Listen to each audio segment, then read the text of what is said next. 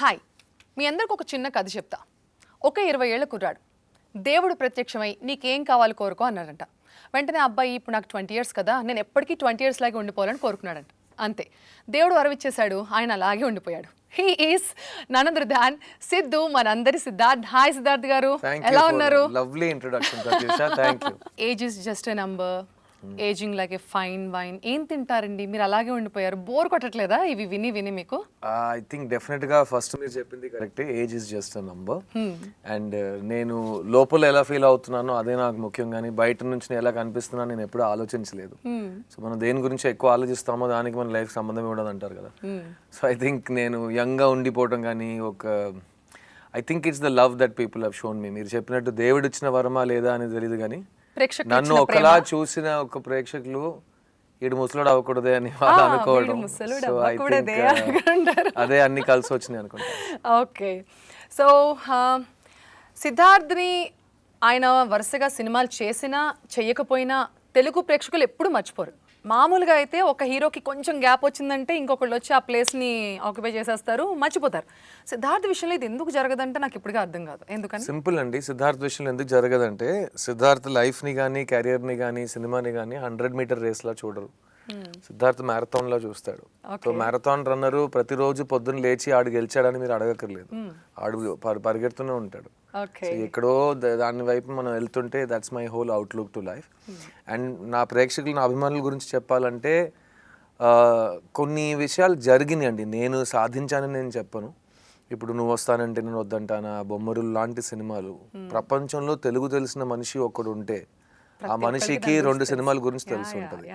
So అది నాకు ప్రతి భాషలో ప్రతి ఇండస్ట్రీలో అలాంటి ఒక సినిమా నాకు దొరకటం. సో తమిళ్లో బాయ్స్ కానీ హిందీలో రంగ్ దే బసంతి, నేను ఇప్పుడు చెప్పిన మీకు ఆ ఎగ్జాంపుల్ నేను ఆ భాషలో కూడా చెప్పొచ్చు. ఆ భాష తెలిసిన వాడు ఎవడైనా ఎక్కడైనా ఉంటే అతనికి నా సినిమా గురించి తెలుసుంటుంది. సో నా సినిమా గురించి తెలిసిపోవడం వల్ల నేను ఇంకా వాళ్ళ గుర్తింపులు కానీ వాళ్ళు నన్ను గుండెలో పెట్టుకున్నారని నేను చెప్పాలి. సో ఇప్పుడు రికార్డ్స్ పరంగా, అవార్డ్స్ పరంగా, కలెక్షన్స్ పరంగా, అభిమానులు ప్రేమ ఇచ్చే పరంగా అన్ని డిపార్ట్మెంట్స్లో నాకు దేవుడు వరాలు ఇచ్చినట్టు నాకు రికార్డ్స్ ఉన్నాయి. మీరు తెలుగు మాట్లాడుతుంటే నాకు అలా ఎంత ప్యూర్గా ఉంది అంటే, చెన్నై నుంచి వచ్చిన చాలా మంది హీరోస్ని ఇప్పటికే చూస్తాం, ఎక్కడో ఆ తమిళ్ స్లాంగ్తో వాళ్ళు తెలుగు మాట్లాడతారు. మీరు మాట్లాడుతుంటే ఫస్ట్ ఆఫ్ ఆల్ నన్ను చెన్నై నుంచి వచ్చిన హీరోలతో పోల్చడం నేను 100% అంటే మీరు అక్కడ బార్న్ అండ్ బ్రాట్ అప్ అక్కడే కాబట్టి. నేను బార్న్ అండ్ బ్రాట్ అప్ చాలా చోట్లలో, వన్ చోటలో బార్న్ చెన్నైలో, but brought up all over the country. Obviously మా తెలుగు హీరోని అందులో డౌట్ ఏం లేదు, కానీ మీరు ఉండేది చెన్నైలో కాబట్టి ఎక్కడో ఆ ఇన్ఫ్లుయెన్స్ ఉంటుంది కదా చుట్టూ. ఇది మెయిన్ గా ఏంటంటే సిద్ధార్థ్ ఎక్కడి నుంచి వచ్చాడు, సిద్ధార్థ్ ప్రస్తుతం ఎక్కడ ఉన్నాడు, ఈ 2 ప్రశ్నలకి మీరు 10 మంది దగ్గర సమాధానం అడిగితే చాలా మంది వేరే ఆన్సర్స్ ఇస్తారు. సో నేను 8 ఇయర్స్ హైదరాబాద్లోనే ఇల్లు తీసుకుని ఉన్నాను. ఆ టైంలో ఎవరికి నేను హైదరాబాద్లో ఉన్నట్టు తెలియదు అనుకుంటా, ఎందుకంటే చాలా మంది నువ్వు చెన్నైలో ఉంటావు కదా, బాంబేలో ఉంటావు కదా, నాతో పని చేస్తున్న రైటర్స్ ఎప్పుడు వచ్చావు బాంబే నుంచి, నేను ఎందుకు బాంబే నుంచి వస్తున్నాను, నాకు బాంబేలో ఇల్లు లేదు ఏం లేదు, మీరు అనుకుంటున్నారు నేను బాంబే నుంచి వస్తున్నానని. సో అప్పుడు నేను హైదరాబాద్లో ఉన్నాను. దాని తర్వాత 8 సంవత్సరాలు నేను చెన్నైలో ఉన్నాను. ఆ టైంలో చెన్నై వాసి ఎవరైనా నన్ను అడిగితే హైదరాబాద్ నుంచి ఎప్పుడు వచ్చావు, నేను హైదరాబాద్ నుంచి వచ్చి 7 ఇయర్స్ అయింది కదా అంటే అది. సో బేసిక్గా నేను ఆల్వేస్ మూవింగ్, ఆల్వేస్ నోమాడ్ అంటారు కదా. సో నేను సినిమా షూటింగ్లో ఉంటాను, లేకపోతే నా పర్సనల్ లైఫ్లో ఉంటాను. ఈ మధ్యకాలంలో నేను ఎక్కడ కనిపించను నేను. So for me the language మీరు అడిగారు కాబట్టి నేను చెప్పాలి, ఏ భాషని నైనా దాన్ని లోపల తీసుకుని దాన్ని ఫుల్గా ప్రేమించి నేను నేర్చుకుంటాను. దాని తర్వాత ఇప్పుడు నేను మీతో మాట్లాడుతుంటే నేను వేరే భాషలో ఆలోచించి దాన్ని ట్రాన్స్లేట్ చేసి మీతో మాట్లాడలేదు, నేను తెలుగులోనే ఆలోచిస్తున్నాను. ప్రత్యూష నా ముందు కూర్చుంది, ప్రత్యూష నా ముందు కూర్చుంది. నేను ఏ లాంగ్వేజ్ నుంచి ప్రత్యూష ఈ సిట్టింగ్ ఇన్ ఫ్రంట్ ఆఫ్ మీ అని చెప్పి ట్రాన్స్లేట్ చేయలేదు. ప్రత్యూష ఏ మున్నాడి ఒకందరి కాంగా అని తమిళ్లో చెప్పి ట్రాన్స్లేట్ చేయలేదు. ప్రత్యూష మేరే సామ్నే బైఠీ అని చెప్పి హిందీ నుంచి నేను రాలేదు. ఏ భాష మాట్లాడినా ఆ భాష మైండ్లో ఆలోచించి ప్రాస కానీ సంధి కానీ ఒక లాంగ్వేజ్ ఎలా ఒక భాషని మీరు బాగా నేర్చుకుని మర్యాదతో నేర్చుకుంటే ఆ భాష ఎప్పుడు మీకు హ్యాండ్ ఇవ్వదు అని నాకు ఫస్ట్ నుంచి ఒక నమ్మకం. సో తెలుగు భాష గురించి చెప్పాలంటే నాకు తెలుగు భాష మీద ఉన్న అది అబ్సెషన్ అని చెప్పాలి. నేను ఇప్పుడు కాదు, 15 సంవత్సరాల క్రితం నేను అది చెప్తున్నాను. నాకు కళలు తెలుగులో వచ్చే సమయం నుంచి మీరు కళలో ఎక్కడో వెళ్తుంటారు, ఆ కళలో మీరు ఎవరితో మాట్లాడతారు, అది మీరు తెలుగులో మాట్లాడుతున్నానంటే నేను కళల్లో అని నాకు నేను బొమ్మర్లు సక్సెస్ మీట్లో చెప్పాను. సో ఒక భాష మీ లోపలికి వచ్చేటప్పుడు అది మిమ్మల్ని ఆకట్టుకుంటుంది, మీతో ఒక రిలేషన్షిప్ డెవలప్ చేసుకుంటుంది. సో తెలుగు మీద నాకున్న ప్రేమ మెయిన్గా it's a very sweet language. And నేను ప్రతి ఇంటర్వ్యూలో కూడా చెప్పాను, చాలా టైం ముందు సుబ్రహ్మణ్య భారతి అని గ్రేట్ తమిళ్ పోయట్, ఆయన తెలుగుని సుందర తెలుగు అని ఒక పిలిపించారు. ఎందుకంటే భాషలోనే ఒక స్వీట్నెస్ ఉంటుంది, చాలా బ్యూటిఫుల్ లాంగ్వేజ్. నేను కర్ణాటక సంగీతం నేర్చుకున్నాను చిన్నప్పుడు. అర్థం తెలియకుండా నేను కర్ణాటక సంగీతం నేర్చుకున్నప్పుడు అన్ని తెలుగు పాటలే కదా, కీర్తనలు వర్ణాలు అన్నీ తెలుగు పాటలే కదా, త్యాగరాజ కీర్తనలు అన్నీ తెలుగువే. అప్పుడు ఎప్పుడో కాలేజ్ అప్పుడు సిద్ధుకు పడిపోయాను, ఇప్పుడు పూర్తిగా పడిపోయాను ఇప్పుడు ఈ మాటలన్నీ విన్న తర్వాత. So as I'm very grateful. And నాకు ఇచ్చిన స్టార్ స్టాటస్ అదంతా ఫస్ట్ తెలుగు ప్రేక్షకులు నాకు ఇచ్చారు. సో ఎవరైనా నేను తెలుగు హీరోని చాలా సంవత్సరాలు చెప్పాను, ఇప్పుడు కూడా చెప్తాను. నాకు ప్రతి లాంగ్వేజ్ మీద చాలా ప్రేమ ఉంది. నేను ఒక లాంగ్వేజ్లో పనిచేస్తున్నప్పుడు నేను లోపల తీసుకుని పర్ఫామ్ చేస్తాను. కానీ నాకు చాలా ఫాస్ట్గా నోటికి వచ్చే లాంగ్వేజ్ అని మీరు అడిగితే తెలుగు రైట్ అట్ ద టాప్లో ఉంటుంది. సో ఏంటి టక్కర్ గురించి మాట్లాడదాం. ఈ టక్కర్ టాప్ టక్కర్లా అనిపిస్తున్నాడు, ఏం చేయబోతున్నాడు? ట్రైలర్ చూస్తే చాలా మనం చాలా సినిమాలు చేస్తుంటాం, ప్రమోషన్స్కి ఇదే ఒక రొటీన్ మనకి సెట్ అవుతుంది. అందంగా ఒక అమ్మాయి వచ్చి ప్రశ్నలు అడుగుతుంది, మన సమాధానాలు చెప్తాం, అదే మన ఇంటర్వ్యూ అలవాట్లు కదా. అందులో నాకు అప్పుడప్పుడు నేను మ్యాక్సిమం జాన్రా ఫిల్మ్స్ చేశాను. జాన్రా ఫిల్మ్స్ అంటే ఇది ఏ టైప్ ఆఫ్ ఫిల్మ్ అని, ఏ కైండ్ ఆఫ్ ఒక బ్యాక్డ్రాప్తో, ఏ కైండ్ ఆఫ్ అట్మాస్ఫియర్లో ఒక సినిమా తీయబడి ఉందని నేను ప్రతి ఫిల్మ్లో చాలా క్లియర్గా ఉంటాను. చాలా మందిని అడుగుతారు, నువ్వు ఎప్పుడు out and out commercial film, popcorn film, single theatre film నువ్వు ఎప్పుడు చేస్తావు? నేను అప్పుడు సమాధానం ఏం చెప్పానంటే, నా చేతుల్లో ఏం లేదండి. నన్ను మైండ్లో ఊహించుకుని ఒక మంచి డైరెక్టర్ వచ్చి నీతో నేను out and out commercial cinema తీస్తానని చెప్తే నేను కమర్షియల్ సినిమా తీస్తాను. నేను ఇంటి నుంచి బయటకు వెళ్తున్నప్పుడు రారా కమర్షియల్ సినిమా తీద్దామని చెప్తే కుదరదు కదా. సో అలా వెయిట్ చేయటంలో నాకు కార్తిక్ క్రిష్ దొరికారు. అండ్ ఈ కథ ఫస్ట్ టైం విన్నప్పటి నుంచి నేను ప్రతి సినిమాలో ప్రీవియస్ ఫిల్మ్ కంటే డిఫరెంట్గా ఏదో ఒకటి ప్రయత్నించాలని ఒక కోరికలో ఉంటాను. కానీ ఈ సినిమా విన్నప్పటి నుంచి నాకు చాలా క్లియర్గా అర్థమైన విషయం ఏంటంటే, నేను ఇంతవరకు చేసిన సినిమాలు ఒకవైపు ఉంటే Takkar is taking me in a different direction అని నాకు ఒక ఐడియా వచ్చింది. సో ఇది ఒక out and out action commercial film. ఏంటి సిద్ధుగాడు out and out action film చేస్తున్నాడా అని నా ఫ్యాన్స్ నన్ను అడుగుతారు. అందులో నాకు చిన్న ఇబ్బంది ఏంటంటే, ఒక యాక్టర్ ఏం చేయాలి, ఏం చేయకూడదు, ఏం చేస్తే సెట్ అవుతుంది, ఏం చేస్తే సెట్ అవ్వదు అని మాటలు నా కెరియర్లో నాకు అసలు వినిపిస్తే చాలా ఇబ్బందిగా ఉంటుంది. ఎందుకంటే ఒక నటుడుగా నేను ఎప్పుడు నన్ను హీరోగా చూడలేదు, ఒక నటుడుగా చూస్తున్నాను. సో ఒక నటుడుగా నేను ఏ స్క్రిప్ట్ ఇచ్చినా దానికి జస్టిస్ చేయగలనని నాకు ఒక కాన్ఫిడెన్స్ ఉంది. ఆ కాన్ఫిడెన్స్ ఒక రైటర్కి ఒక డైరెక్టర్కి వస్తే, ఆ రెండు కలిపి కాంబినేషన్లో వస్తే మొత్తం it will become the block buster that we want. So Tucker is a proper summer block buster template cinema. కానీ అందులో నువ్వు రొటీన్ సినిమా చేస్తున్నావు అని మీరు నన్ను అడిగితే లేదు. ఎందుకంటే ఈ సినిమా ఒక అవుట్ అండ్ అవుట్ యాక్షన్ బ్లాక్ బస్టర్గా రెడీ అయినా ఇందులో ఉన్న ఎక్స్ ఫ్యాక్టర్ అని మీరు అడిగితే ఈ సినిమా మధ్యలో దాచి ఉన్న ఒక లవ్ స్టోరీ. సో ఈ అబ్బాయి గున్స్ అనే ఒక అబ్బాయి, లక్కీ అనే ఒక అమ్మాయి. మీరు లవ్ స్టోరీ అన్నారు కాబట్టి నాకు ట్రైలర్లో మీకంటే కూడా హీరోయిన్ చూసి షాక్ అయ్యాను. చూసారా? అంటే యూజువల్లీ మీరు అన్నట్టు హీరోయిన్ అనగానే చాలా సాఫ్ట్గా, స్వీట్గా, బబ్లీగా వచ్చి హీరో చుట్టూ తిరగడం, ఇందులో మీకంటే హీరోయినే కొంచెం వైల్డ్గా కనిపించింది నాకు. కన్ఫర్మ్గా ఇప్పుడు ఈ సినిమాలో మా డైరెక్టర్ ఇప్పుడే ప్రెస్ మీట్లో చెప్పారు, సిద్ధార్థ్ని ఎందుకు ఈ సినిమాలో తీసుకున్నారంటే, సిద్ధార్థ్ని అందరూ లవర్ బాయ్గా, ఒక సాఫ్ట్ మన ఇంటి అబ్బాయి, పక్క ఇంటి కుర్రోడుగా చూశారు. ఈ సినిమా తర్వాత ఒక రగ్గడ్ మ్యాన్లా చూడాలి అని అతను చెప్పాడు. సో ఈ రగ్గడ్ మ్యాన్కి తగ్గట్టుగా ఒక హీరోయిన్ కావాలంటే ఒక వైల్డ్ అమ్మాయి కావాలి. సో వీళ్ళిద్దరు పర్సనాలిటీ క్లాష్ అయ్యి ఈ సినిమా టక్కర్.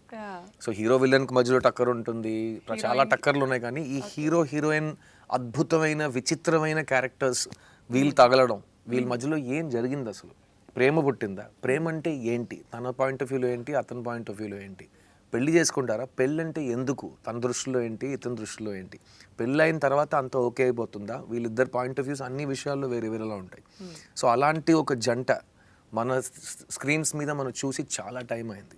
సో చాలామంది అడుగుతారు, ఈ సినిమాలో మీకు పెద్ద బడ్జెట్, మంచి ఫైట్స్, కార్ చేసు, స్టైలిష్ లుక్ మార్చావు అందుకే కదా ఒప్పుకున్నావు అంటే, లేదు, ఇవన్నీ ఒక సైడ్లో నన్ను ఇంప్రెస్ చేసిన ఈ సినిమా నేను ఒప్పుకోవడానికి ముఖ్యమైన కారణం ఈ ఎక్స్ ఫ్యాక్టర్. నేను చెప్పాను కదా, ఈ అమ్మాయి క్యారెక్టర్. ఎందుకంటే అమ్మాయి క్యారెక్టర్ బాగుంటే లవ్ స్టోరీ వర్క్ అవుతుంది. వీళ్ళిద్దరి మధ్యలో ఏం జరగబోతుంది అని ఒక యాంటిసిపేషన్ క్రియేట్ అవుతుంది. సిద్ధు అంటే మన ఇంట్లో అబ్బాయి అనే ఫీలింగ్ అందరికీ ఉంటుంది చూడగానే. లైక్ దివ్యాంశ కూడా ఇప్పటివరకు తెలుగులో తక్కువ సినిమాలు చేసినా కొంచెం సాఫ్ట్ రోల్స్లోనే కనిపించారు. బట్ ఇది ఒక్కసారిగా తనలోని ఇంకొక యాంగిల్ చూపించినట్టుగా అనిపించింది. సో తను ఆ క్యారెక్టర్ అని ఎలా అనుకున్నారు? See this character is return like that. మీరు ఎలా ఇప్పుడు చూస్తున్నారో అది పేపర్లో ఉంది. సో నాకు ఫస్ట్ ఈ క్యారెక్టర్ చెప్పినప్పుడు నేను ఒకటి చెప్పాను, ఆడియన్స్కి అమ్మాయి మీద ఒక బీభత్సమైన ఒక అట్రాక్షన్ రాబోతుంది. ఎందుకంటే ఒక అన్ప్రెడిక్టబిలిటీ ఉంది ఈ అమ్మాయిలో. ఈ అమ్మాయి నెక్స్ట్ ఏం చేయబోతుంది, ఎలా మాట్లాడుతుంది అని మీరు అనుకుంటే, ఆలోచిస్తే, ఊహించుకుంటే తను కంప్లీట్లీ వేరేలా చేస్తుంది. బికాస్ ఈ జనరేషన్ కుర్రోళ్ళ అమ్మాయిలు కానీ చాలా అన్ప్రెడిక్టబుల్గా తయారైపోయారు. సో మన తెలుగు ఆడియన్స్ భాషలో చెప్పాలంటే చాలా క్రేజీ క్యారెక్టర్ అది. సో డెఫినెట్గా ఆ క్రేజీ క్యారెక్టర్ మీద ఆడియన్స్కి ఒక అట్రాక్షన్ వస్తుంది. అందులో కాస్టింగ్ చేస్తున్నప్పుడు దివ్యాంశాకి అప్పుడు she's a very young girl coming into the business. So Karthik పెక్యూలియర్గా కాస్టింగ్ చేస్తారు. ఈ సినిమా హీరోయిన్ రోల్కి ఒక 5 పేర్లు లిస్ట్లో ఉన్నాయి. ఆ 5 పేర్లో 4 పేర్లు ఈ అమ్మాయి కంటే పెద్ద స్టార్స్, అండ్ వాళ్ళు కూడా చాలా ఇంట్రెస్ట్గా ఉన్నారు ఆ టైంలో సినిమా చేయడానికి. కానీ కార్తిక్ కాదే నాకు ఈ అమ్మాయి కావాలని అడిగాడు. So he is like that. నన్ను ఎందుకు చూస్ చేశాడని అడిగితే ఇంతవరకు లవర్ బాయ్గా చేసిన సిద్ధార్థ్ని ఒక రగ్గడ్ బాయ్గా చూపించాలని చెప్పాడు. తను ఈ రోల్కి ఎందుకు సూట్ అవుతుందని అడిగితే అతను చెప్పాడు, ఈ అమ్మాయి క్యారెక్టరైజేషన్ ఎంత వెరైటీగా ఉంటుందంటే అలవాటైన ఫేస్ చూస్తే ఆ క్యారెక్టర్లో ఉన్న స్పెషల్ ఎక్స్ ఫ్యాక్టర్ బయటకు రాదు. సో ఈ అమ్మాయిని గ్రిప్ చేసే ముందు, పలకరించే ముందు, అలవాటు అయ్యే ముందు ఈ అమ్మాయి కొత్తగా వర్క్ అవ్వాలి. సో అందుకే ఈ ఫ్రెష్ కాస్టింగ్ కోసం వెళ్ళాం. అండ్ నాకు ఈ సినిమాలో నేను చెప్పినట్టు ఈ లవ్ స్టోరీస్ సీన్స్ పర్ఫామ్ చేస్తున్నప్పుడు ఒక భారీ బడ్జెట్ యాక్షన్ సినిమా మధ్యలో వస్తున్న లవ్ స్టోరీ కాబట్టి అది మళ్ళీ సాఫ్ట్గా ఉండదు. ఈ వాతావరణంలో ఎలాంటి పర్సనాలిటీస్ కావాలో దాని కొరకే వీళ్ళు కాస్టింగ్ చేశారని క్లియర్గా ఉంది. అండ్ అంటే మీకు స్టోరీ చెప్పగానే మిమ్మల్ని అట్రాక్ట్ చేసింది కేవలం మిమ్మల్ని కొత్తగా చూపిద్దాం అనుకుంటున్నారని, లేకపోతే ఇంకేమైనా? లైక్ నాకు main reason was the girl. ఆ ఎక్స్ ఫ్యాక్టర్. నాకు ప్రతి సినిమాలో నేను ఒక ఎక్స్ ఫ్యాక్టర్ వెతుకుతానండి. ఎక్స్ ఫ్యాక్టర్ అంటే చూసి సినిమా యాక్సెప్ట్ చేయడం అంటే ఇప్పుడు నాకు ఇంకా నిజంగా ఇంట్రెస్ట్ క్రియేట్ అయిపోయింది మీరు ఈ మాట చెప్పిన తర్వాత. బికాజ్ నేను ఎక్కువ లవ్ స్టోరీస్ చేశాను. సిద్ధార్థ్ సినిమాల గురించి మీరు అడిగితే నా హీరోయిన్స్ నుంచి ఆడియన్స్ వరకు అందరు ఏ అంటారంటే సిద్ధార్థ్ సినిమాలో హీరోయిన్ ఇంపార్టెన్స్ తగ్గదు, హీరోయిజం ఎలివేట్ చేయడానికి హీరోయిన్ ఇంపార్టెన్స్ తగ్గించరు ఈ సినిమాల్లో. అది నా guarantee to my co stars. So అమ్మాయిలు జనరల్ గా నాతో పనిచేసినప్పుడు they like that, because Siddharth సినిమాలో మాకు ఉండాల్సిన ఇంపార్టెన్స్ ఉంటుందని. సో నేను ఒక లవ్ స్టోరీ ఒప్పుకుంటున్నప్పుడు మళ్ళీ లవ్ స్టోరీ వద్దు ప్లీజ్, వెరైటీగా ఏదైనా చేద్దామని నేను ఆలోచిస్తుంటే ఇది రెగ్యులర్ లవ్ స్టోరీ కాదు, యాక్షన్ ఫిల్మ్. యాక్షన్ ఫిల్మ్లో కానీ లవ్ స్టోరీ పండితేనే ఎందుకు యాక్షన్ అవుతుందని మీకు అర్థమవుతుంది. సో ఆ లవ్ స్టోరీ ఏంటి, మళ్ళీ రొటీన్ యాక్షన్ ఫిల్మ్లో ఒక అమ్మాయి ఉంటుంది, దాన్ని కాపాడుతాడు, విలన్తో గొడవ పెట్టుకుంటాడు, తర్వాత అమ్మాయిలు, ఇది ఏది సినిమాలో లేదు. సో అది వింటున్నప్పుడు ఈ ఎక్స్ ఫ్యాక్టర్, ఈ హీరోయిన్ రోలు, వీళ్ళిద్దరు జంట చేరాలి, చేరుతున్నప్పుడు ఒక కెమిస్ట్రీ ఉంది, ఒక బయాలజీ ఉంది, ఒక ఫిజిక్స్ ఉంది, అన్ని వర్కౌట్ అవ్వాలి. చాలా సబ్జెక్ట్స్ ఉన్నాయి. సో సైంటిఫిక్ పరంగా చూస్తే అన్ని వర్కౌట్ అవ్వాలి, అవుతున్నాయి. సో తొందరలో ఇండస్ట్రీలో బాగా వినిపించే పేరు అవుతుందా? ఈ క్యారెక్టర్ డెఫినెట్గా ఒక క్రేజ్ అయిపోతుందండి. I feel that because actors వాళ్ళు రైటర్ సపోర్ట్ లేకుండా వాళ్ళు స్కోర్ చేయటం సినిమా హిస్టరీలో ఎప్పుడు జరగలేదు. సో మీకు ఎంత మంచి బ్యూటీ ఉన్నా, స్క్రీన్ ప్రెసెన్స్ ఉన్నా, మంచి యాక్టర్గా ఉన్నా, ఆ క్యారెక్టర్లో ఉన్న మ్యాజిక్ ఆడియన్స్ని మిమ్మల్ని ఒక గుర్తింపుగా మిగిలిపోయేలా చేస్తుంది. సో దట్ మీరు ఇప్పుడు సంతోష్ అంటే, లేకపోతే సిద్ధు అంటే, సిద్ధు నా పేరు, కానీ సిద్ధు అంటే హీరో సిద్ధార్థ ఒకవైపు ఉంటే ఆ బొమ్మరులు సిద్ధు ఒక మనిషి ఉన్నాడు. అతను నేను కాదు, అతను ఒక ఆర్టిస్ట్ ఇమాజినేషన్ లో క్రియేట్ చేసిన ఒక రైటర్ అదా ఉండిపోతుంది. సో డెఫినెట్ గా ఆ లిస్ట్ లో చూస్తుంటే డెఫినెట్ గా ఈ క్యారెక్టర్ ఆడియన్స్ కి బాగా అట్రాక్ట్ చేసే క్యారెక్టర్ గా ఉంటుంది. అండ్ ఇది నేను చెప్పాను కదా, out and out commercial film. నేను జనరల్ గా ఇంటర్వ్యూస్ లో నాకు మంచి కమర్షియల్ సినిమా పడితే నేను ఎంత ఈజీగా మాట్లాడగలను తెలుసా అని నేను ఆలోచించే టైంలో నిజంగా నేను అది ఫీల్ చేయగలుగుతున్నాను. ఈ ట్రిప్లో మనం చాలాసార్లు ఇంటర్వ్యూలు చేసాం, TV9తో కానీ అన్ని ఛానల్స్తో. ఆ టైంలో ఒక రిజల్ట్ గురించి మరీ ఇంత కాన్ఫిడెంట్గా కూర్చోవటం ఇది నాకు ఫస్ట్. బికాస్ ఇందులో వర్క్ అవుతుందని ఇంగ్రీడియంట్స్ పెట్టి ఒక మంచి కూర రెసిపీలా రెడీ చేసి సినిమా తయారైంది. ఇప్పుడు మీరు అనుకోవచ్చు, అయితే మీకు రిజల్ట్ తెలుసు అంటే మీకు టెన్షన్గా లేదా అంటే, చూడండి ఏ ఎగ్జామ్ రాసినా, ఎంత కరెక్ట్గా ప్రిపేర్ అయ్యి రివిజన్ చేసి ఆన్సర్ రాసినా రిజల్ట్ వచ్చే వరకు మనకు టెన్షన్ ఉంటుంది. సో నాకు June 9th థియేటర్లో మా ఫ్యాన్స్తో, మా అభిమానులతో కూర్చొని చూస్తున్నప్పుడు నేను దేని గురించి చూస్తా అంటే మ్యాక్సిమం నేను ఎక్స్పెక్ట్ చేసినంత వర్కౌట్ అవుతుంది. కొన్ని విషయాలు వర్కౌట్ అవ్వకపోవచ్చు, అది మైండ్లో పెట్టుకుని నెక్స్ట్ టైం ఇలాంటి ఒక కమర్షియల్ సినిమా తీస్తున్నప్పుడు మేము ఆల్టర్ చేసుకుంటాం. కానీ result of this film in my heart, and మీరు నా పోస్టర్ మీద ఉన్న బ్యానర్ నేమ్స్ చూస్తుంటే మీకు అర్థమవుతుంది. పీపుల్ మీడియా ఫ్యాక్టరీ కానీ, అభిషేక్ అగర్వాల్ కంపెనీ కానీ. సో వీళ్ళు సినిమా మీద నమ్మకం ఊరికే నా మొహం చూసి నన్ను చూసి నాతో పనిచేయడానికి చేయట్లేదు. వాళ్ళు కంటెంట్ చూసి, సినిమా చూసి ఎక్సైట్ అయ్యి ఇది correct summer blockbuster content sir, దీన్ని ప్రాపర్గా చేద్దాం రండి అని పిలిచారు. So I'm very proud to associate with big companies like that. And ఒక ప్రోడక్ట్ రిలీజ్ ముందు ఉన్న అన్ని పార్ట్నర్స్కి ఒక కాన్ఫిడెన్స్ ఉంటే ఆ గ్రూప్లో ఒక వైబ్, ఒక ఊపు క్రియేట్ అయిపోతుంది. ఆ వైబ్ క్లీన్గా నాకే కనిపిస్తుంది. ప్లస్ మీడియా సోదరులందరితో నేను మాట్లాడడం జరిగింది, వాళ్ళు కూడా వాళ్ళ కంటెంట్ చూశారు. సినిమాలో ఉన్న వెరైటీ సీన్స్ అని నేను ప్లే చేసి చూపించాం. మామూలుగా లేదు response. So I'm very very excited. And ఒక మ్యారథాన్ చెప్పాను కదా, ఆ మ్యారథాన్లో మధ్యలో ఎవరో వచ్చి వాటర్ ఇస్తేనే మీకు ఒక స్ట్రెంగ్త్ వస్తుంది, మళ్ళీ మీరు ఒక 10 కిలోమీటర్స్ పరిగెత్తవచ్చు. సో అలాంటి ఒక వాటర్ గ్లాస్ ఈ టక్కర్ సినిమా. ఎందుకంటే దీని తర్వాత రెగ్యులర్గా ఎవ్రీ 3 months నాకు రిలీజెస్ సిద్ధంగా ఉన్నాయి. అండ్ నేను ఆగస్ట్లో 20 years of my career complete చేస్తున్నాను. సో అందరూ ఇప్పటి వరకు ఎందుకు అంత గ్యాప్ ఇచ్చారంటే ప్లీజ్ కొంచెం గ్యాప్ నేను చెప్తూనే ఉన్నాను, కొంచెం ఒక ఛాన్స్ ఇస్తే మంచి హోంవర్క్ చేసుకుని క్లాస్ వర్క్ సబ్మిట్ చేయొచ్చు. ఊరికే ఒక సినిమా రిలీజ్ అవుతుంది కాబట్టి ఇంకో సినిమా చేయటం నాకు అలవాటు లేదు. సో నేను ఫస్ట్ నుంచి చెప్తాను, నాకు సినిమా మీద ఇంట్రెస్ట్ వస్తే నేను చేస్తాను, లేకపోతే నేను వేరే ఏదైనా పనిలో ఉంటాను. ఇట్స్ నో, ఆ కంపల్షన్ ఉండకూడదు. ఫుల్ లవ్ చేసి చేయాలి. డైరెక్షన్ స్కిల్స్ కూడా ఉన్నాయి కదా మీ దగ్గర? గతంలో కాదు, ఫస్ట్ నుంచి నాకు డైరెక్షన్ స్కిల్స్ ఉన్నాయి, కానీ ఆ డైరెక్షన్ స్కిల్స్ నేను ప్రస్తుతం వాడట్లేదు. ఇంట్లో వదిలేసి కబోర్డ్లో పెట్టి వచ్చాను. ఎందుకంటే మీకు ఏదో ఒక టైంలో ఒక స్టోరీలో డైరెక్టర్ నరేట్ చేసినప్పుడు, లేకపోతే ఎగ్జిక్యూట్ చేసిన టైంలోనే ఎక్కడన్నా మీకు తెలుస్తుంది కదా, ఆ ఫీల్ ఉంటుంది, ఇది చెప్పినట్టు రావట్లేదు అని. ఎప్పుడైనా అలా సలహాలు ఇచ్చే ప్రయత్నం చేస్తారా డైరెక్టర్స్? సలహా ఇవ్వడానికి అది సలహా అనే వర్డ్, సజెషన్ అనే వర్డ్ ఇందులో ఎందుకు రాదంటే, నేను ఒక ప్రాజెక్ట్లో పనిచేస్తున్నప్పుడు ఏ కెపాసిటీలో పనిచేస్తున్నానో నాకు తెలియాలి. సో నేను ఒక ప్రొడ్యూసర్ని, నా దగ్గర హోమ్ బ్యానర్ ఉంది, మేము ప్రస్తుతం 3 సినిమాలు ప్రొడ్యూస్ చేస్తున్నాం. త్వరలో ఒక ఎక్స్ట్రా నా లైఫ్లో బెస్ట్ ఫిల్మ్ ఒకటి కంప్లీట్ అయింది, దాంతో మీ ముందుకు వస్తాను.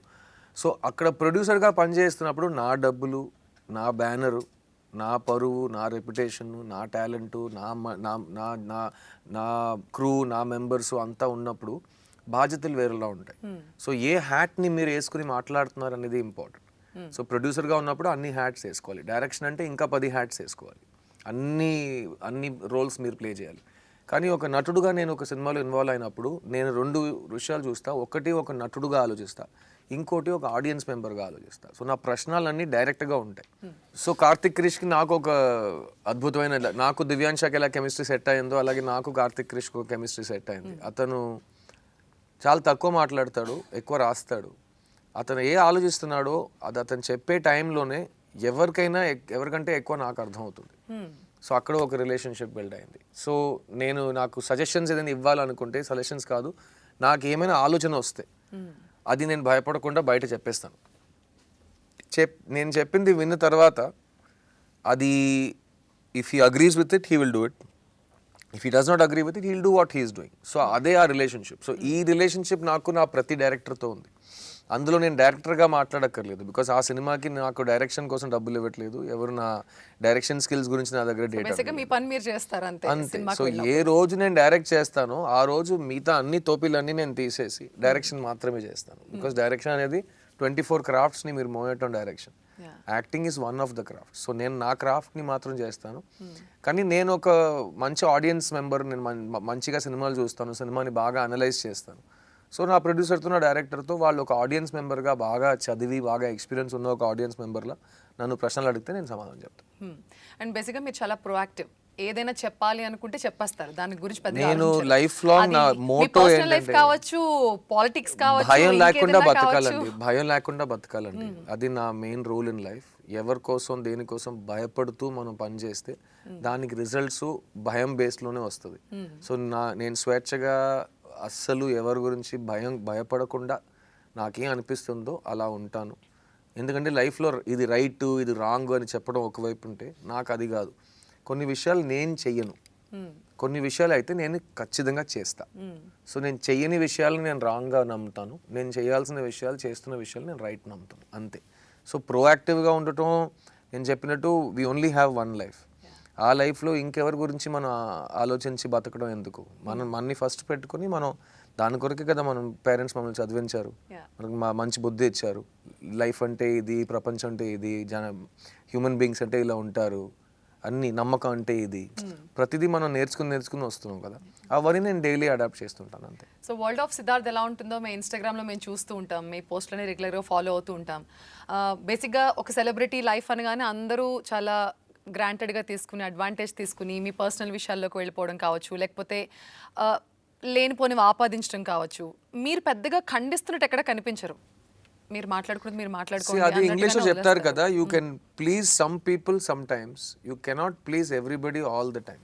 దానికి మీనింగ్ ఏంటంటే, ఇప్పుడు ఆడియన్స్ ని సాటిస్ఫై చేశారని నేను అడిగితే, ఆడియన్స్ అంటే ఒక్క మనిషి కాదు కదా, ఒక 1000 మంది ఒక థియేటర్లో చీకట్లో కూర్చొని సినిమా చూస్తున్నారంటే వాళ్ళకి నచ్చింది అని మనం చెప్పలేము. ఒక్కొక్క మనిషికి ఒక్కొక్క ఒపీనియన్ ఉంది. సో వాళ్ళ దగ్గర నేర్చుకోవాలంటే ఒక్కొక్క మనిషి దగ్గర మీరు వెళ్ళి 2-3 days స్పెండ్ చేయాలి. అది ఎలా చేస్తాం? సో దాదాపు మీరు మ్యాక్సిమం మేనేజ్ చేసి మీరు ఏదో ఒకటి చేస్తారు కదా. సో సిమిలర్లీ విత్ ఇప్పుడు నా గురించి ఇన్ఫర్మేషన్ అంటే, నేను ఫస్ట్ నా కెరియర్ స్టార్ట్ చేసే రోజు నుంచి చెప్తున్నాను, ఒక నటుడు గురించి మీకు అంతా తెలిసిపోతే ఆ నటుడు వేసే వేషాలు మీకు తెలిసిపోతాయి. చూడు సిద్ధు ఏ వేషం వేసుకుంటున్నాడని మీకు అర్థమవుతుంది, ఎందుకంటే మీకు సిద్ధు అంత బాగా తెలుసు కాబట్టి.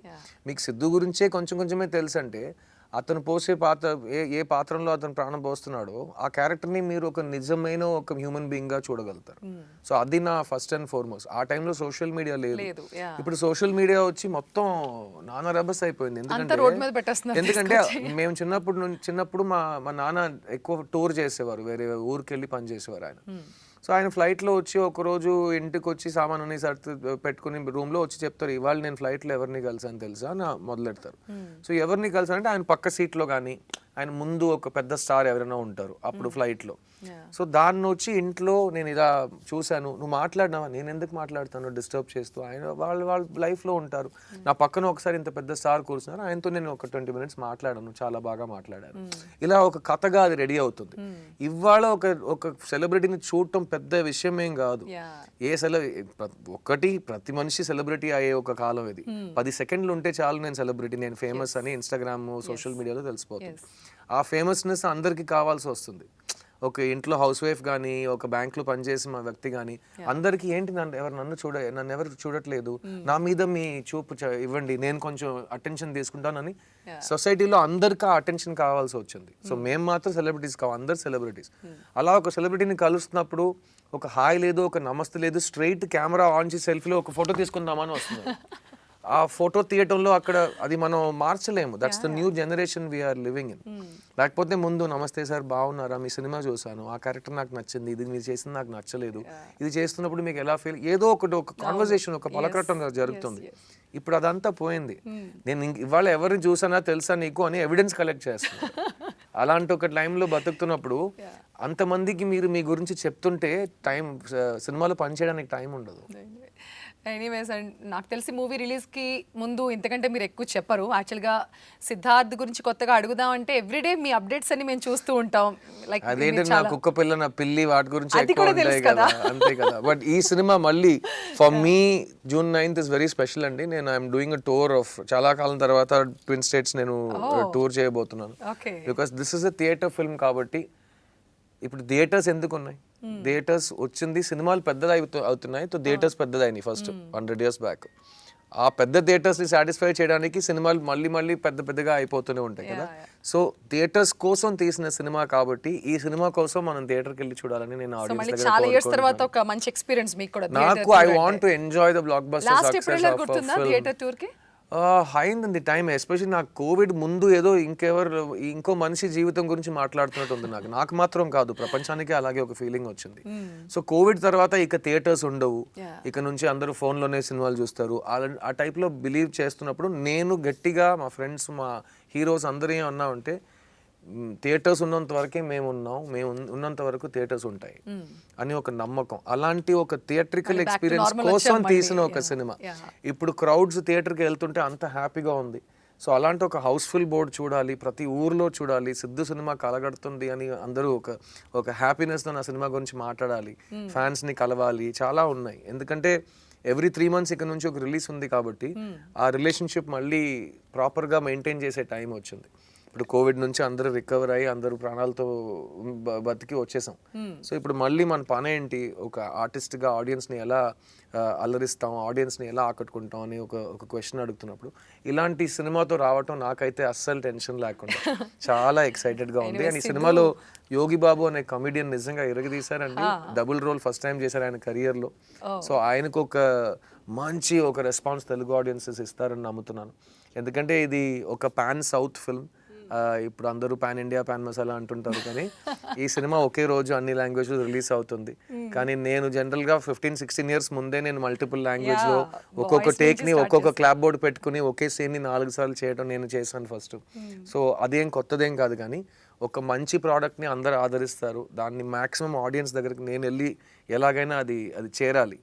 సో ఇప్పుడు ప్రమోషన్ టైంలో మంచి సినిమా తీసాం అని ఈజీగా చెప్పేస్తున్నాం, కానీ ఈ మంచి సినిమాని థియేటర్లో వచ్చి చూడండి అని ఆడియన్స్ దగ్గర ఒక కోరిక పెడుతున్నప్పుడు వాళ్ళ దగ్గర చాలా చాయిసెస్ ఉన్నాయి. మీరు ఇంత కాన్ఫిడెంట్ గా చెప్పాక ఎందుకు రారు? ఖచ్చితంగా వస్తారు. వస్తారు కానీ నేను చెప్పాను కదా, ఏ ఎగ్జామ్ కైనా రిజల్ట్ వచ్చే రోజే మనం పార్టీ ఇవ్వగలం, కానీ రిజల్ట్ వచ్చే ముందు సక్సెస్ పార్టీ ఇవ్వలేము. సో ఈ సినిమాకి ఆడియన్సెస్ థియేటర్కి రావాలి. ఈ సినిమా ఓటీటీ కాదు, ఇది టీవీ సినిమా కాదు, ఇది స్మాల్ స్క్రీన్ సినిమా కాదు. ఇది మన ఫ్రెండ్స్ బ్యాచ్తో, మన ఫ్యామిలీస్తో అందరితో కూర్చుని అల్లరి చేస్తూ ఆ కేకలు విసిల్స్ వినిపించాలి, ఆ చప్పట్లు వినిపించాలి. అలాంటి ఒక వాతావరణంలో ఈ సినిమా చూస్తే నాకెంత హ్యాపీగా ఉంటుందని నేను ఈజీగా చెప్పగలను. మీరు అంత హ్యాపీగా ఫీల్ అవుతారని నేను నమ్మకం ఇస్తున్నాను. ఖచ్చితంగా ఆ నమ్మకం మాకు కూడా ఉంది. సో సిద్ధుకి ఆయన గ్యాప్ తీసుకోలేదు, గ్యాప్ వచ్చింది. ఇప్పుడు గ్యాప్ లేకుండా బ్యాక్ టు బ్యాక్ సినిమాలతో మన ముందుకు వస్తున్నారు. అండ్ దాంట్లో ఫస్ట్ టాప్ లిస్ట్లో ఉంది టక్కర్ మూవీ. ఖచ్చితంగా ఈ సినిమా సూపర్ డూపర్ హిట్ అవ్వాలి. సక్సెస్ పార్టీలో మళ్ళీ కలుద్దాం. Thank you so much. All the very best. Thank you.